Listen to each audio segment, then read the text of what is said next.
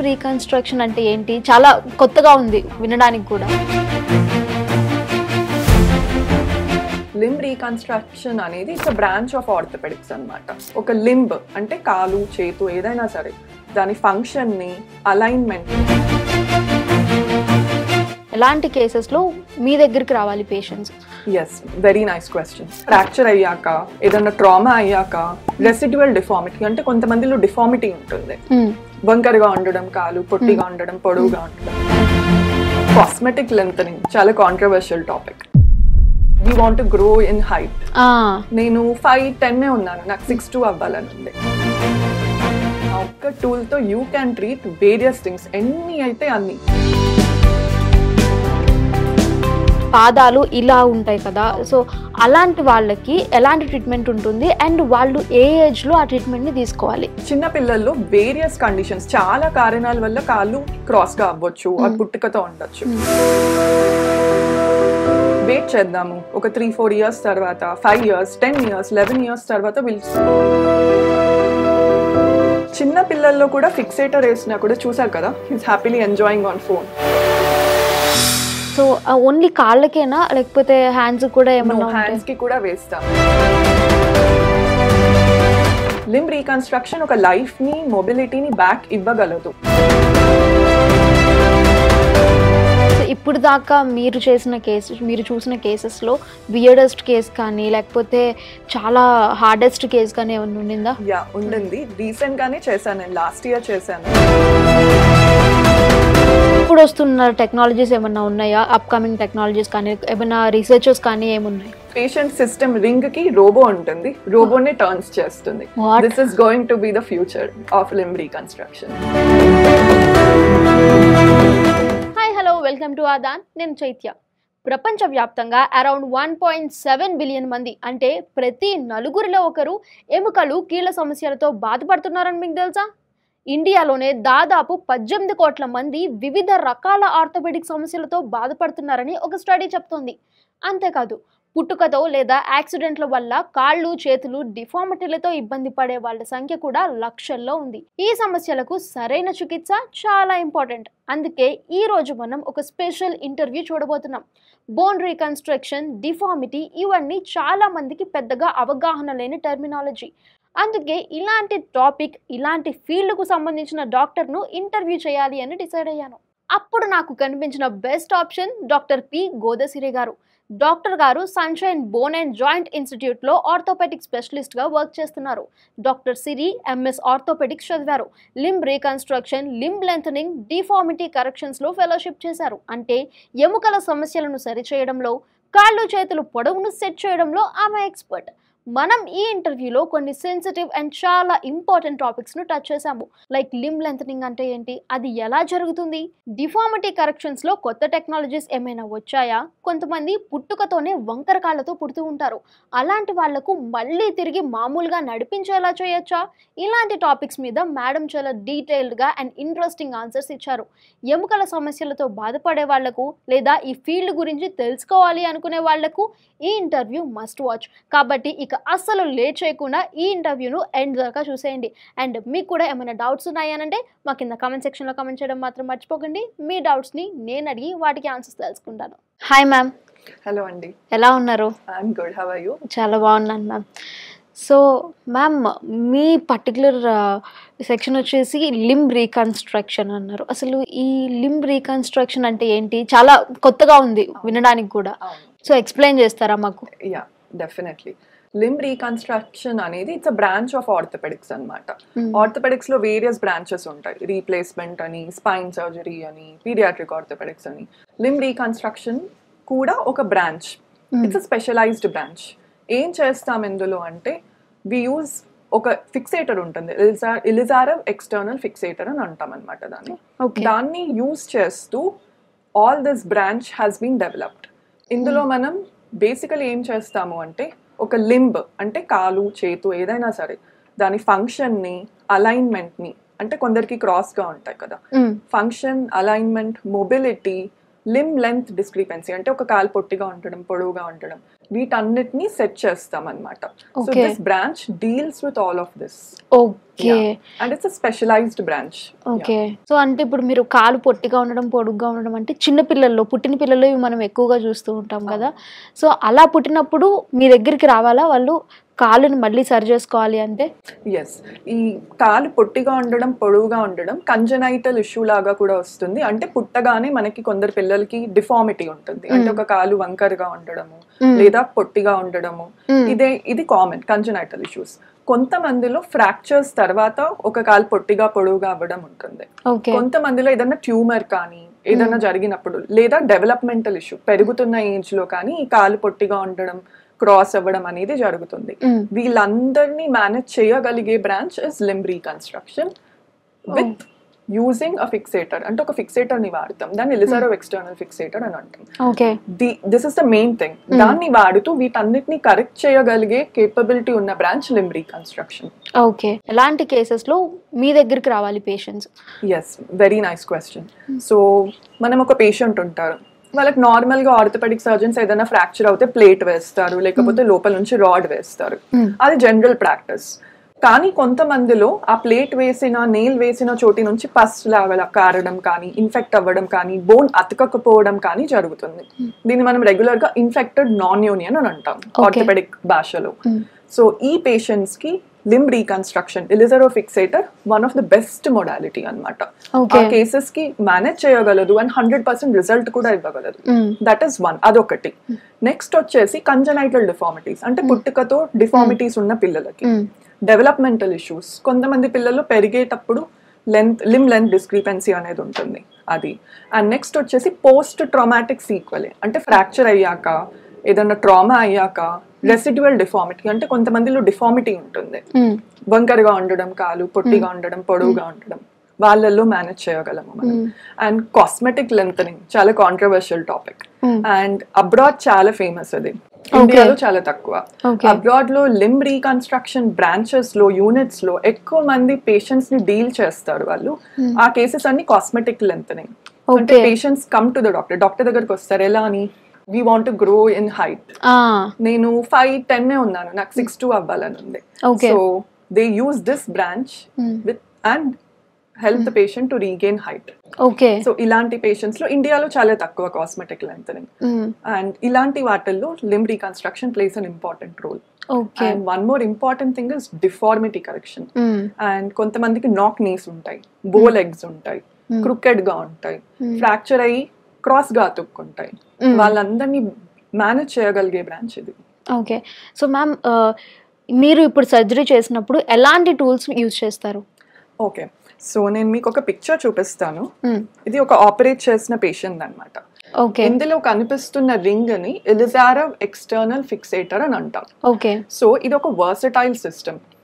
దీంతో కాలు పొట్టిగున్నది పొడవు చేయొచ్చు, క్రాస్ ఉన్నది స్ట్రైట్ చేయొచ్చు, ఇన్ఫెక్షన్ ని కూడా తగ్గించగలదు.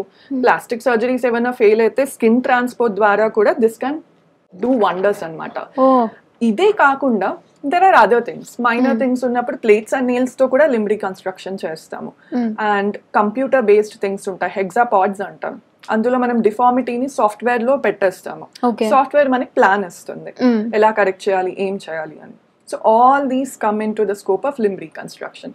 But the main thing that we use is this Elisarov external fixation. కేవలం అదొక్క టూల్ తో మీరు ఇన్ని చేస్తారు? Yes, ఆ ఒక్క టూల్ తో you can treat various things. ఎన్ని అయితే అన్ని. ఒక కోట్ ఉంటుంది, ఏది దిక్కు లేనప్పుడు there will be light somewhere అన్నట్టు.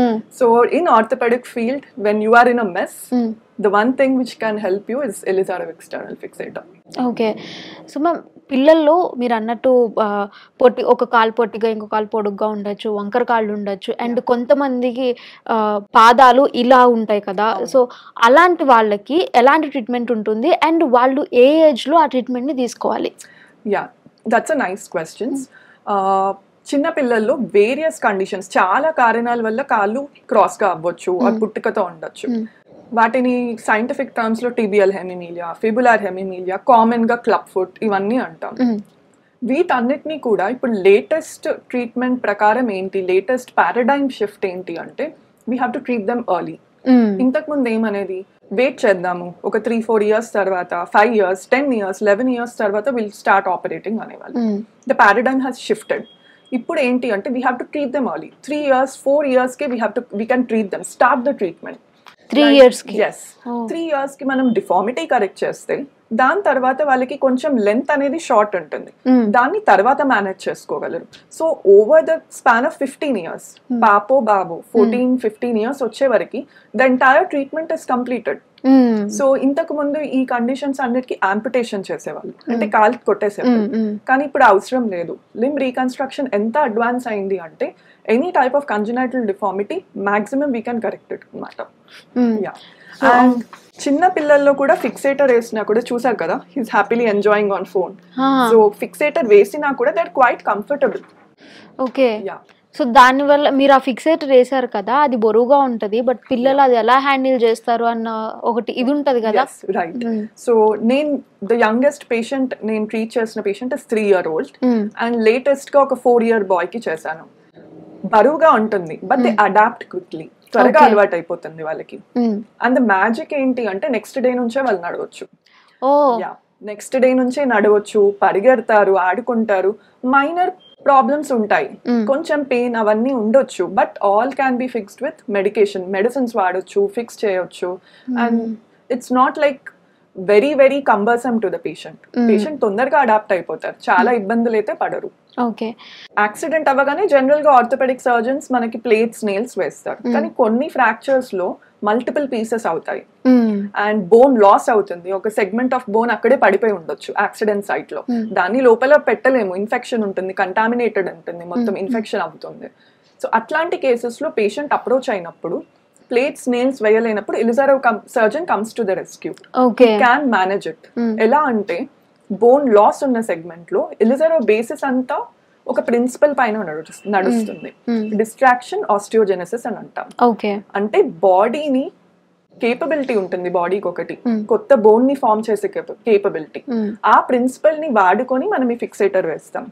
సో ఒక బోన్ సెగ్మెంట్ లాస్ ఉంటే పైన ఉన్న బోన్ ని కట్ చేస్తాం మనం. కట్ చేసి ఈ ఫిక్సేటర్ వేసి 1 mm చొప్పున కిందకి జరుపుతాం బోన్. ఆ జరిపిన దగ్గర body has a capability to form new bone. దీన్ని రీజనరేట్ అంటాం అనమాట. ఆ బోన్ కిందకి వచ్చేస్తుంది, జరిపిన బోన్ కిందకి వచ్చి కింద గ్యాప్ లో అతుక్కుంటుంది అండ్ పైన మొత్తం న్యూ బోన్ ఫార్మ్ అవుతుంది. It's called regenerate. సో ఈ ఒక్క ప్రిన్సిపల్ పైన the entire branch depends. Okay, so even పిల్లలకి కూడా సర్జరీతో అవసరం లేకుండా జస్ట్ ఇలాంటి ఒక టూల్ని యూజ్ చేసి వాళ్ళకి డిఫార్మిటీస్ ఏవైతే ఉన్నాయో అవి కూడా కరెక్ట్ చేయొచ్చు అని అన్నారు కదా. సో అది ఎలా చేస్తారు, ఆ ప్రాసెస్ ఎలా ఉంటుంది? సర్జరీ అంటే this is a type of surgery basically. ఇది కూడా ఒక సర్జరీనే, కాకపోతే ఇందులో మనం గ్రాడ్యువల్ గా కరెక్ట్ చేస్తాం అనమాట.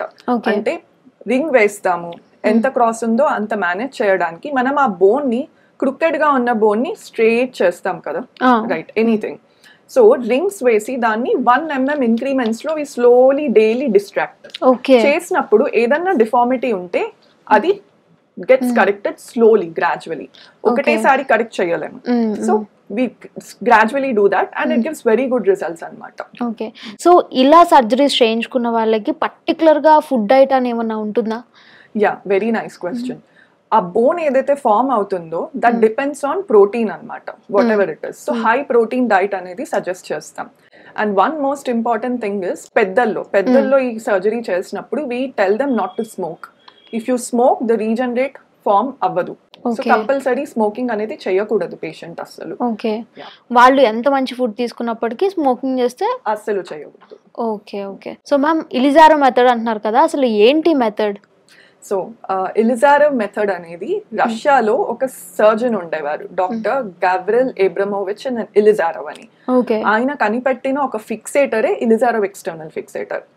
రాడ్లు ప్లేట్లు బోన్ లోపల వేస్తాం, బయటికి కనపడవు. ఇన్ఫెక్షన్ అయితే వాటికి తీసేయాల్సి ఉంటుంది బికాస్ దే ఫార్మ్ అ బయోఫిలిం. ఆ ఇన్ఫెక్షన్ ఉన్నప్పుడు అది తీసేస్తాం. ఈ రింగ్స్ ఏదైతే చెప్పానో ఎలిజారో అదొక ఎక్స్టర్నల్ ఫిక్సేటర్, అంటే ఇంటర్నల్ గా ఉంటది, బయట ఉంటుంది. బయట కాళ్ళకి రింగ్ లా ఉంటుంది అనమాట. ఓకే, సో ఆ రింగ్స్ ఎలా ఉంటాయి అంటే దాన్ని ఎలా అయినా అడాప్ట్ చేయొచ్చు, వర్సటైల్, దాంతో ఎలా అయినా ఆడుకోవచ్చు అనమాట. ఆడుకొని we can literally correct a deform limb, length bones, infection ఉన్న బోన్ ని కూడా అతికించగలిగే కేపబిలిటీ ఆ ఫిక్సేటర్ కు ఉంటుంది. ఓకే. సో ఇప్పుడు దాకా మీరు చూసిన కేసెస్లో వియర్డెస్ట్ కేస్ కానీ లేకపోతే చాలా హార్డెస్ట్ కేస్ కానీ ఏమన్నా ఉండిందా? యా ఉండింది. రీసెంట్ గానే చేశాను, నేను లాస్ట్ ఇయర్ చేశాను. And if you ask me, I should say it was a privilege to do that case అనమాట. ఎర్లీ ఇన్ ద ప్రాక్టీస్ లో అట్లాంటి కేసెస్ మనకి రావు, and I consider it to be my privilege. So this was the case. Oh my God. And ఇలా వచ్చింది పాప. She's a 14-year-old girl and more than 100 orthopedic surgeons ని కలిసింది. ఎవ్రీబడి, అందరూ అంపిటేషన్ సజెస్ట్ చేశారు. ఓకే. ఇలా వచ్చినప్పుడు నా దగ్గర I suggested her ring fixation. So మీది ఇది కరెక్ట్ అయిపోయింది కదా, కనిపిస్తుంది కదా, ఇది ఒకటేసారి కరెక్ట్ చేయలేదు నేను. ఇది ఇలా కరెక్ట్ చేయడానికి నాకు 4 months పట్టింది. 4 months లో ఈ కాలుని 1 mm ఇంక్రిమెంట్స్ చొప్పున కిందకి తీసుకొస్తూ ఇక్కడ వరకు తీసుకొచ్చాను. ఓకే. అండ్ 4 months తర్వాత ఆ ఫార్మ్ అయిన బోన్ గట్టి పడడానికి మనకు ఇంకో 4 months పడుతుంది. And next month is her removal date, fixator removal. And ఇక్కడ నుంచి షీ కెన్ వాక్ నార్మలీ. తనకి ఆ కాలు అలా అవ్వడానికి రీజన్ ఏంటి? తనకి ఏమైంది అంటే యాక్సిడెంట్ అయింది 5 years ఏజ్ లో, and that was mismanaged. Orthopaedic surgeon whatever it might be, it was mismanaged. And more than 10 surgeries తర్వాత పేషెంట్స్ వెక్స్ అయిపోయారు, ఇంకేం చేయము అని వదిలేశారు. అది గ్రోత్ పొటెన్షియల్ అనేది అలా మిస్ అలైన్ అయిపోయి పైకి వచ్చేసింది. Okay. So now she's fine and ready for removal. Okay. Frame removal. So only కాళ్ళకేనా లేకపోతే హ్యాండ్స్ కూడా ఏమన్నా? హ్యాండ్స్ కి కూడా వేస్తాము. సో ఈ హ్యాండ్స్ కి వేసిన దానిపైన నేను ఒక పేపర్ ప్రెజెంట్ చేశాను లాస్ట్ ఇయర్. అస్సామికాన్ అని ఈ లింబ్ రీకన్స్ట్రక్షన్ సర్జన్స్ అసోసియేషన్ ఉంటుంది, అందులో గోల్డ్ మెడల్ సెషన్ లో పేపర్ ప్రెజెంట్ చేశాను.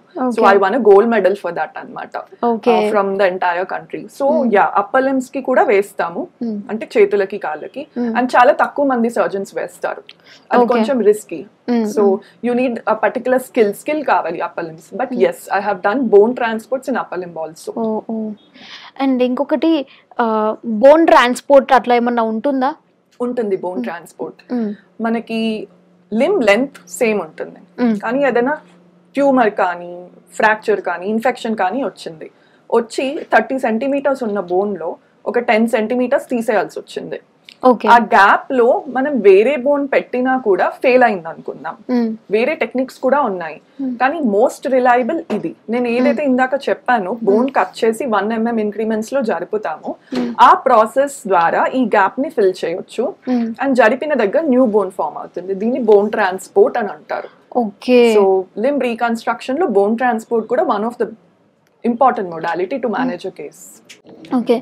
సో మ్యామ్, మన దగ్గర ఎంతమంది హైట్ పెరగడానికి వస్తారు? జనరల్ హైట్ పెరగడానికి మాకు సర్జరీ కావాలని ఎంతమంది వస్తారు? బేసికలీ మన దగ్గర అవేర్నెస్ చాలా తక్కువ. సో మన దగ్గరికి అప్రోచ్ అవ్వడానికి పేషెంట్ వాళ్ళకి బేసికలీ అవేర్నెస్ లేదు, ఇలాంటి ఒక బ్రాంచ్ ఉంది, దీంతో మిరకల్స్ చేయొచ్చు అనేసి తెలీదు. సో చాలా తక్కువ మంది అప్రోచ్ అవుతారు హైట్ పెరగడం కోసం. కానీ నేను 2 months US లో ఉన్నాను ఒక అబ్జర్వర్షిప్ కోసం, డాక్టర్ డ్రార్ పేలీ దగ్గర. సో వాళ్ళ దగ్గర వచ్చే 70% పేషెంట్స్ కాస్మెటిక్ లెంథనింగ్ కోసమే వస్తారు లింబ్ రీకన్స్ట్రక్షన్ యూనిట్ కి. ఓకే. అంటే మన బాడీకి ఇంత వెయిటే ఉండాలి, లేకపోతే బోన్ సెంటీమీటర్స్ ఇంతే ఉండాలి అని ఒక ఫిక్సేషన్ ఉంటుంది కదా, అలా ఏమి ఉండదా? లేదు, ఉండదు. సో గాడ్ గివెన్ హైట్ అనేది ఒకటి ఉంటుంది, బట్ దాన్ని కాకుండా కూడా ఇంక్రీజ్ చేసే కేపబిలిటీ ఎలిజారవ్కి ఉంది. ఓ నైస్. ఓకే. అసలు దీని సక్సెస్ రేట్ ఎంత మ్యామ్ ఈ లింబ్ రీకన్స్ట్రక్షన్ దానికి? యా, ట్రైన్డ్ హ్యాండ్స్ ఇది చాలా ఇంపార్టెంట్. ఎలిజారవ్ ఫిక్సేటర్ చాలా మంది సర్జన్స్ వేస్తారు, కానీ it works in few hands and they should be trained hands. Trained hands లో దీని result, if you ask me, I would say 100%. 100%? Yes. Okay. And once ఈ సర్జరీ అయిపోయాక వాళ్ళు ఏమైనా ఎక్సర్సైజెస్ లాంటివి ఏమైనా చేయాల్సి ఉంటుందా మ్యామ్? యా, సర్జరీ అయిపోయాక, సర్జరీ పోస్ట్ ఆపరేటివ్ పీరియడ్ లో మనం ఫిజియోథెరపీ చేపిస్తాం. అంటే జాయింట్ మూవ్మెంట్ కోసం, range of movement, muscle strength improve అవడానికి రొటీన్ ఫిజియోథెరపీ అనేది ఉంటుంది. అవి వాళ్ళ ఇంట్లో కూడా చేసుకోవాలి, కానీ ఎక్సర్సైజెస్ పైనే డిపెండ్ అవ్వాలి అన్నది లేదు. సో వన్స్ సర్జరీ అయిపోయాక మళ్ళీ వాళ్ళు బ్యాక్ అంటే నార్మల్ లైఫ్ ని లీడ్ చేయగలుగుతారా, నడవగలుగుతారా, పరిగెత్తగలుగుతారా? దీంతో బిగ్గెస్ట్ అడ్వాంటేజ్ ఏంటి అంటే పేషెంట్ ని నెక్స్ట్ డేనే నడిపిస్తాము, నెక్స్ట్ డేనే నడిపిస్తాము. ఓకే. అండ్ చాలా మంది పేషెంట్స్ ఓవర్ అడాప్ట్ అయ్యాక అంటే 6 weeks తర్వాత నాకు వీడియోలు పంపిస్తారు, బైక్ నడుపుతూ రింగ్స్ తో, లేకపోతే సైకిల్ తొక్కుతూ రింగ్స్ తో, వర్క్ వెళ్తూ పొలాల్లోకి వెళ్తూ కూడా పంపిస్తారు. సో అడాప్టబిలిటీ అనేది చాలా త్వరగా అవుతుంది ఫిక్సేటర్ తో. ఆ హోల్ సర్జరీ అవ్వడానికి ఎంత టైం పడుతుంది ma'am? Depends on case to case. Simple case, easy case అయితే 2 hours లో అయిపోతుంది. బట్ కొన్ని కేసెస్ మేజర్ బోన్ రీకన్స్ట్రక్షన్స్ మాత్రం 6 to 8 hours కూడా పడతాయి. ఓకే, మరి రికవరీకి ఎంత టైం పడుతుంది? చిన్న పిల్లల్లో రికవరీ రేట్ చాలా బాగుంటుంది, అంటే అరౌండ్ 4 to 5 months 6 months లో అయిపోతుంది. కానీ as age progresses and condition ని బట్టి it can take up to 1 year కూడా. ఓకే, ఆ 1 year మాత్రమే వాళ్ళకి అలా ఉంటుంది, బట్ 1 year తర్వాత they can live normal life. Okay, మనం పళ్ళకి క్లిప్ వేసుకుంటాం కదా, ఆ 1 year ఒకటి బాధపడతాం, తర్వాత నవ్వుతూనే ఉంటాం. సో లింబ్ రీకన్స్ట్రక్షన్ కూడా అంతే. Okay, so limb reconstruction common గా వచ్చే డిఫార్మిటీస్ ఏముంటాయి? కామన్ గా జనరల్ పాపులేషన్ లో నాక్ నీస్ అంటాం, జెను వాల్గమ్, అండ్ బో లెగ్స్ ఇలా ఉంటాయి లెగ్స్, అవి కామన్ గా చూస్తాం. అండ్ గ్రోటెస్క్ డిఫార్మిటీస్ అంటే కాళ్ళు పైకి ఉండడం, 180 degrees తిరిగి ఉండడము, ఇవి మాక్సిమం కేసెస్. ఒక లింబ్ రీకన్స్ట్రక్షన్ సర్జన్ దగ్గర వచ్చేవి ఏంటి అంటే ప్రీవియస్లీ ఫెయిల్డ్ ఆర్థోపెడిక్ సర్జరీస్.